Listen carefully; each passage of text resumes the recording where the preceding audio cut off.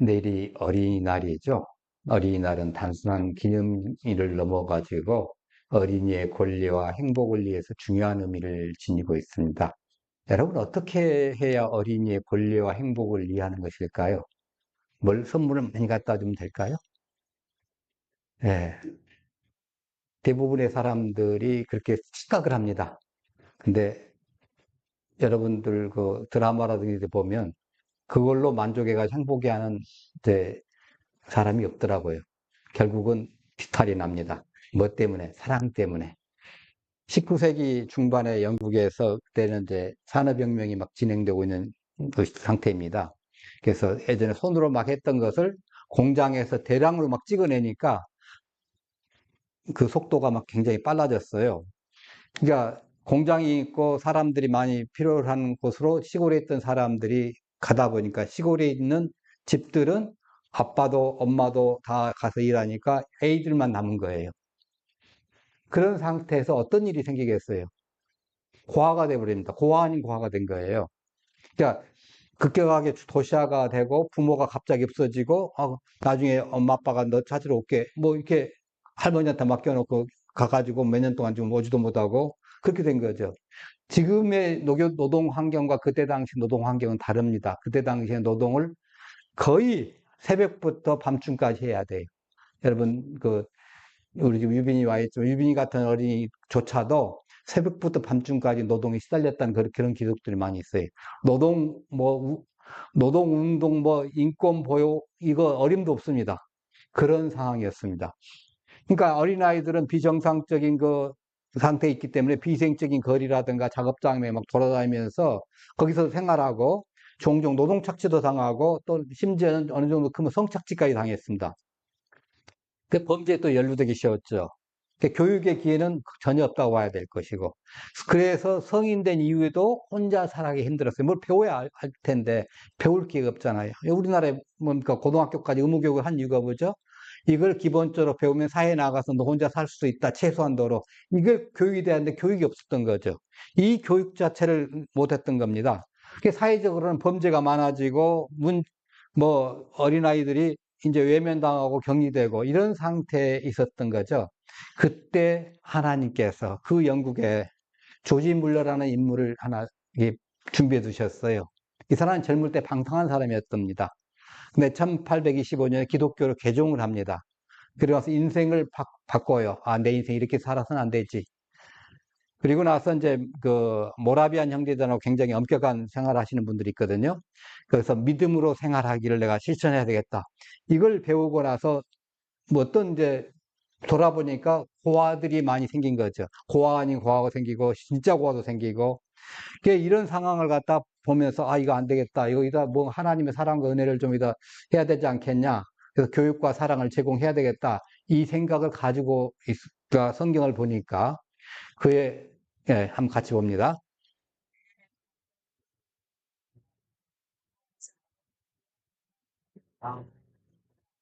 예. 이 조지 물러는 하나님께서 고아의 아버지가 되신다고 하면 나는 고아들의 행정 책임자가 되겠다. 이렇게 다짐하며 고아원을 설립했습니다.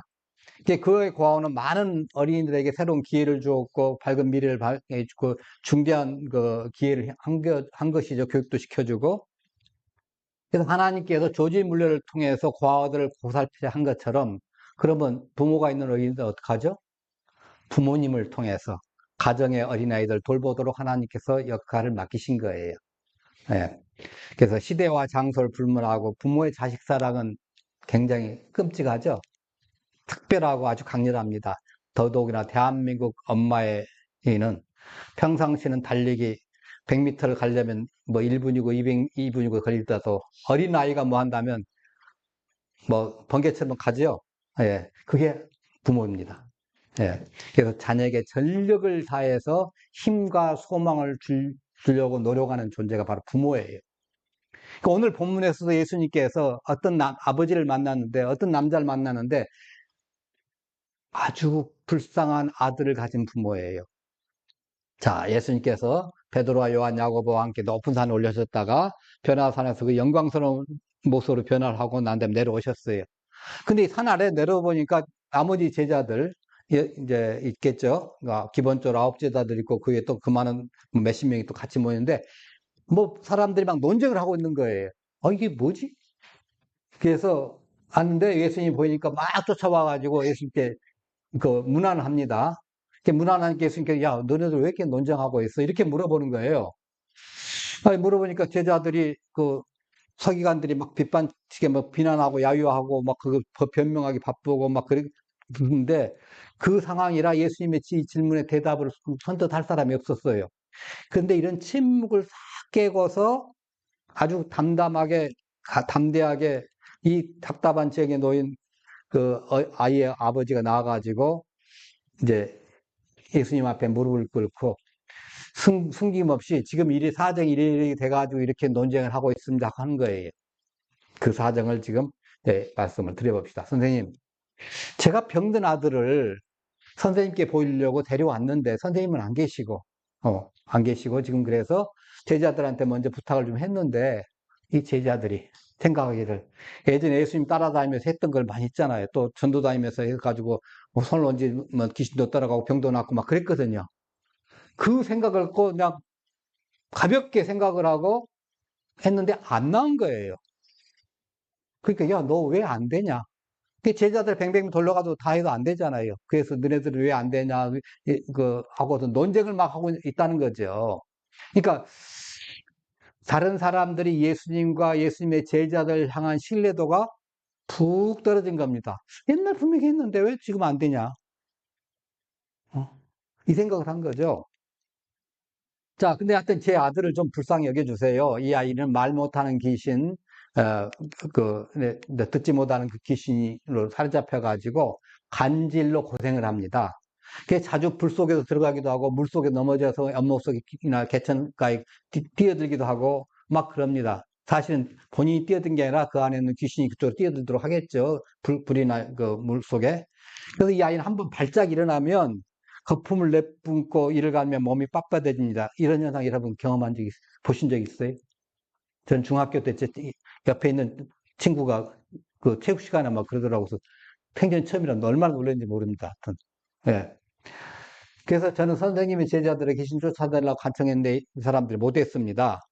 그리고 이제 그 아버지 되는 사람이 자기 자식에 대해서 귀신의 만행을 그 아이를 사로잡아서 또 넘어뜨리는 것으로 이제 설명을 한 겁니다. 예수님께서 이렇게 얘기하죠. 이 제자들이 이걸 못했다는 말씀을 예수님 들으셨잖아요. 이 제자들이 무능력하고 우리가 또 믿음도 없고 탄식하면서 말씀을 하십니다. 믿음이 없고 같이 한번 봅니다. 믿음이 없고.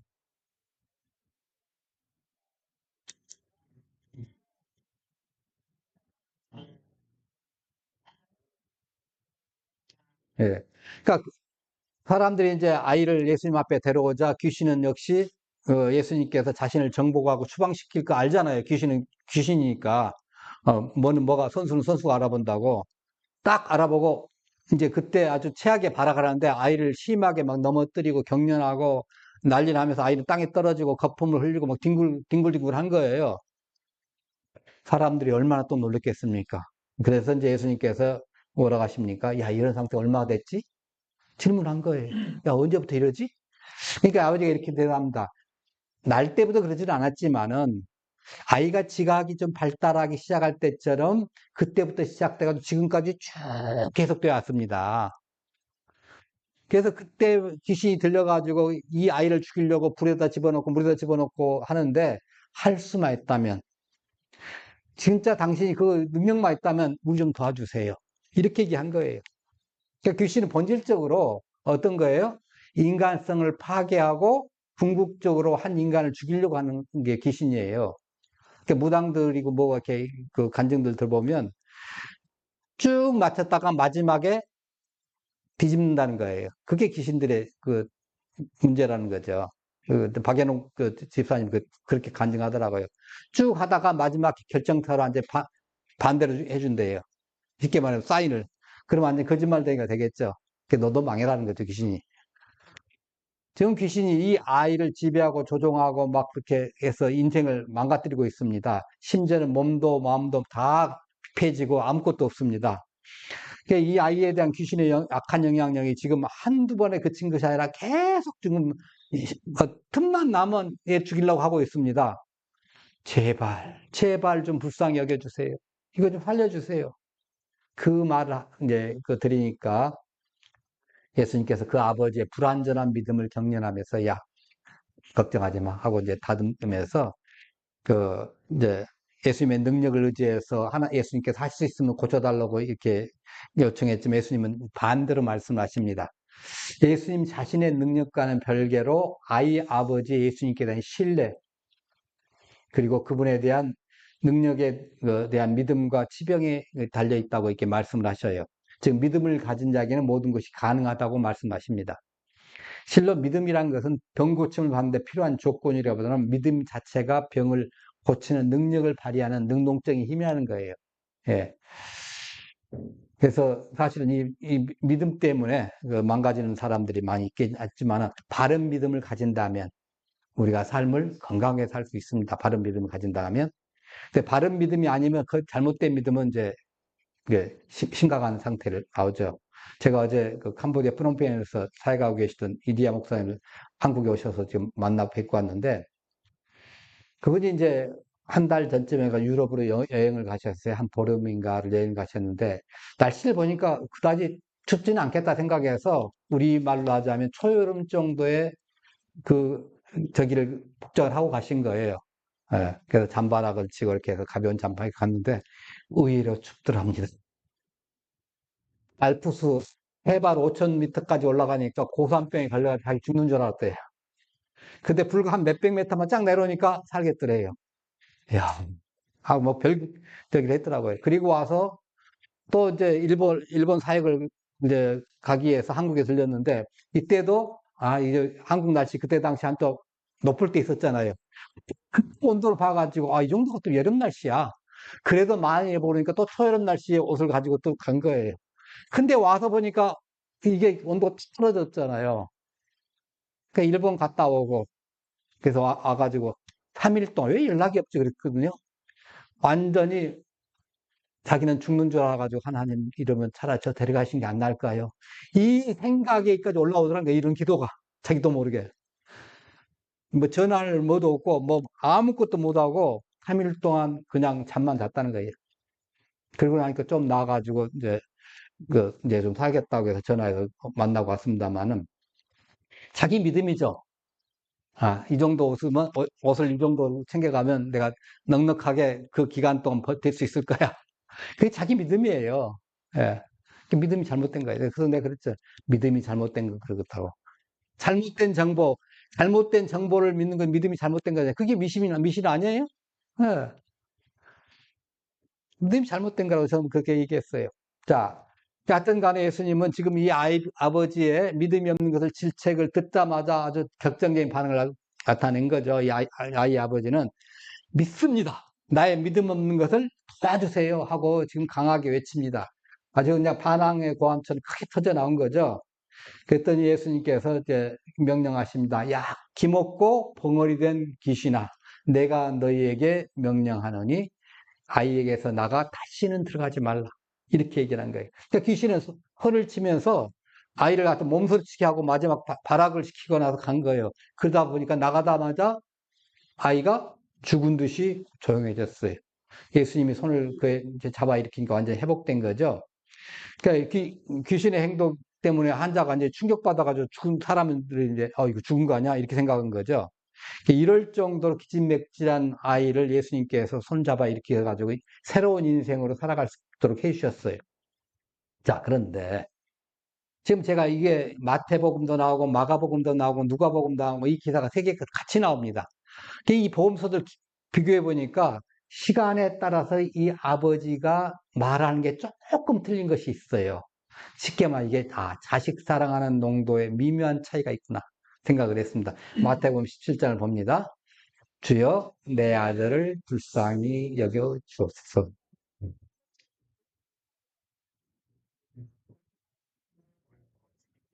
네. 누가복음도 봅시다.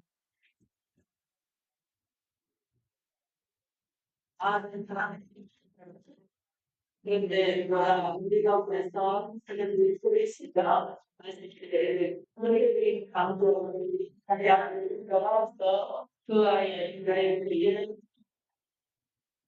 자, 귀신 들려서 고생하는 아이의 아버지는 변화산에서 예수님, 내려오시는 예수님을 처음 만나본 거예요, 지금. 인생에. 처음 만나봐죠. 선생님, 간구하오니 내 아들 좀 살려주세요.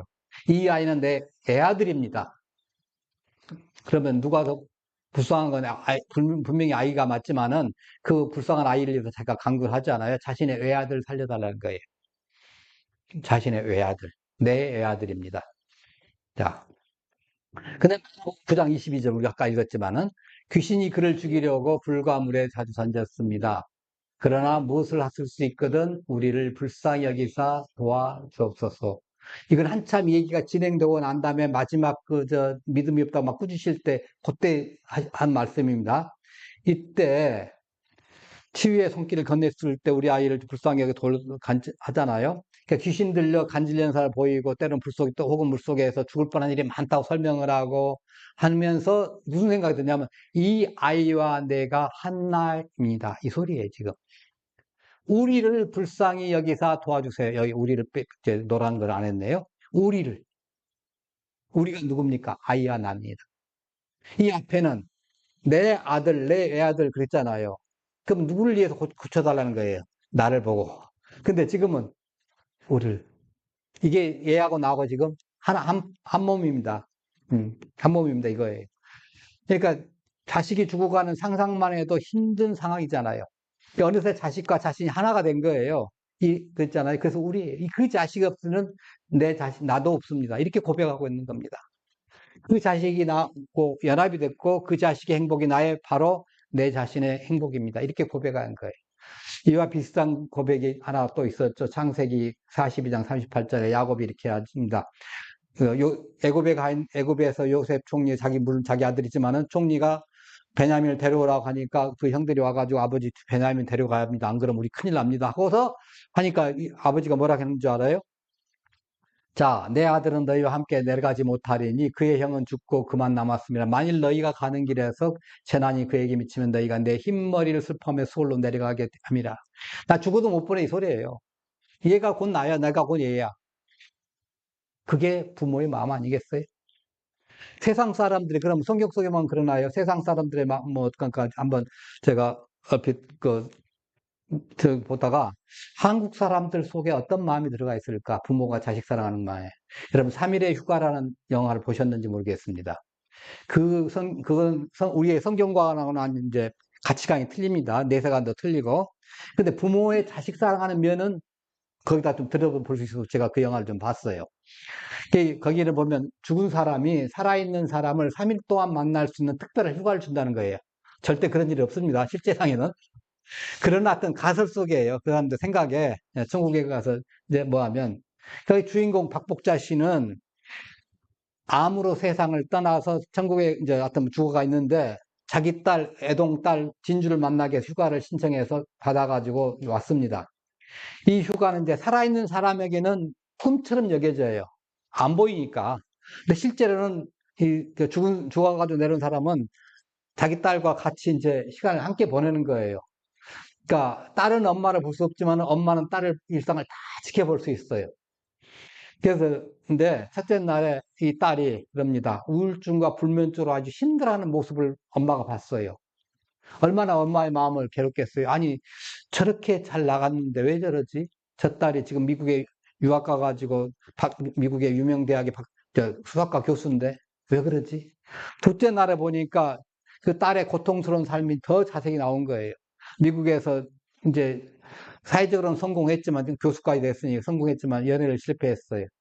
결혼도 못하고 힘든 생활을 알게 되고 그래서 이제 생각을 한 건데 왜 어머니는 나를 이렇게 했을까? 어릴 적부터 엄마가 나를 버렸다고 생각했던 거죠. 그 생각이 많이 있고 그것 때문에 트라우마가 됐는지 모르겠다. 어떤 연애도 실패하고 그래서 이제 결국은 갑자기 돌아와가지고 한국에 돌아와가지고 엄마가 이제 하던 그걸 하고 있는 거예요. 자, 그래서 이제 이 엄마가 그럽니다.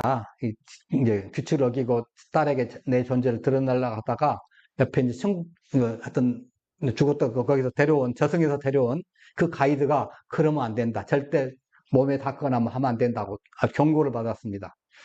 자, 휴가의 마지막 날 셋째 날이 됐습니다.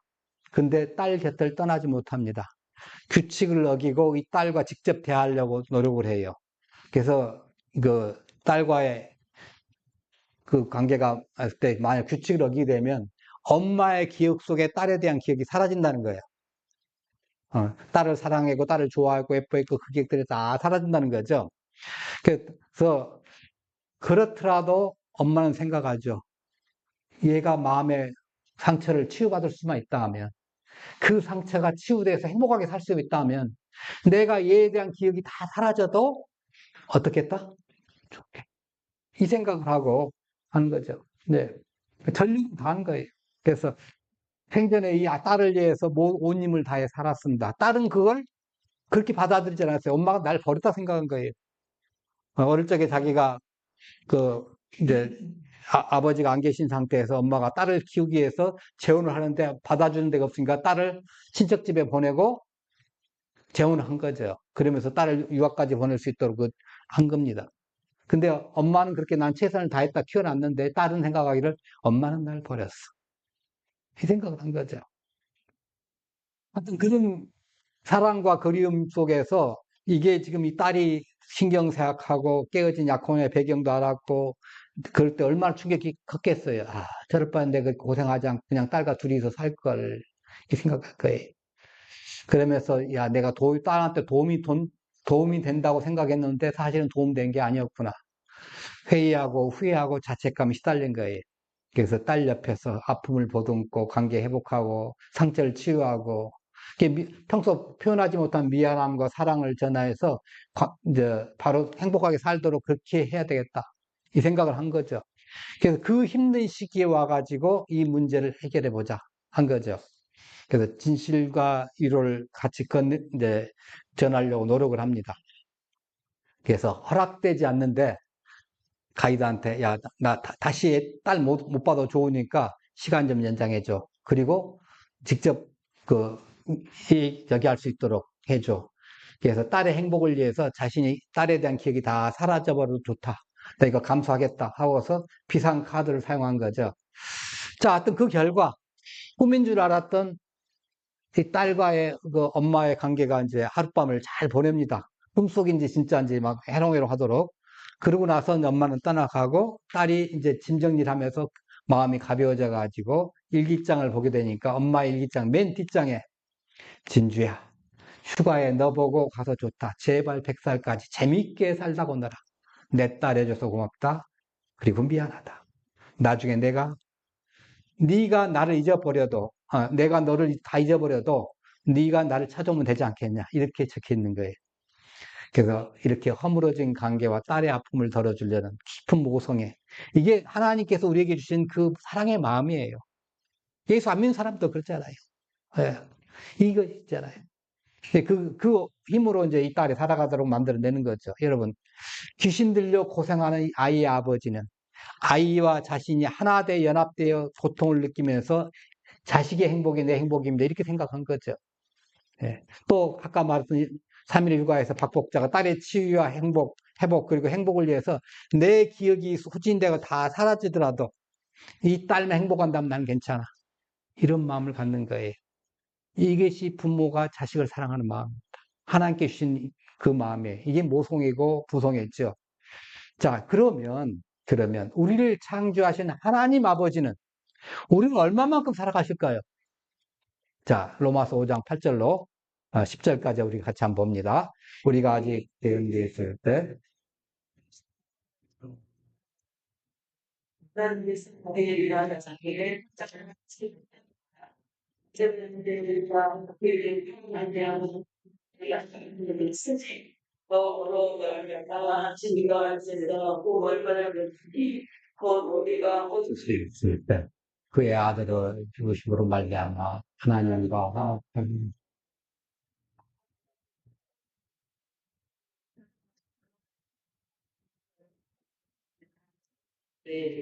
하나님께서 우리를 창조하시고 이렇게 해난 데 와서 죄만 짓고 하잖아요. 그럼 이 죄를 내가 해결해 주시겠다고 하나님이 근본적으로 마음을 주셨잖아요. 그래서 어떻게 해요? 이거 사람의 힘으로서는 해결이 안 되는 죄니까. 사람의 힘으로 해결 안 되니까 죄 없는 사람이 죽어야만 했거든요. 그래서 죄 없으신 분 누가 돌아가셨죠? 예수님 죽으셨잖아요. 그러니까 하나님께서 인간의 몸을 입고 이 땅에 오셔서 내가 너 대신 죽어줄게. 그리고 너는 내 대신 살아. 이게 하나님의 마음이에요. 우리를 향한 하나님의 마음이에요. 내가 너 대신 죽어줄게. 네가 내 대신 살아. 음. 이게 하나님 마음. 그래서 우리가 크리스찬이지 않습니까? 그리스도인. 네. 그래서 우리 속에 있던 이 죄를 다 깨끗하게 씻고 구원받고 살 수 있도록 우리에게 의의 이름을 주고 할 수 있도록 십자가에 자신을 희생시켜 주셨습니다. 그리고 그 구원의 사랑을 영원히 기억하라고 하셨습니다. 오늘 우리 성찬식에 그 사랑을 우리의 마음에 새기면서 기념하려고 합니다. 우리는 예수님과 연합하여 십자가에서 죽고 부활을 함께 경험했습니다. 이것을 믿는 사람들이 바로 구원받은 사람들이고 천국 가는 사람들입니다. 오늘 성찬식을 통해서 그 의미를 깊이 다시 한번 되새겨 보면서 감사와 믿음의 자세로 이 5월 승리하며 살아가기를 간절히 축원합니다. 기도하십시다. 사랑의 하나님 아버지, 우리를 창조하신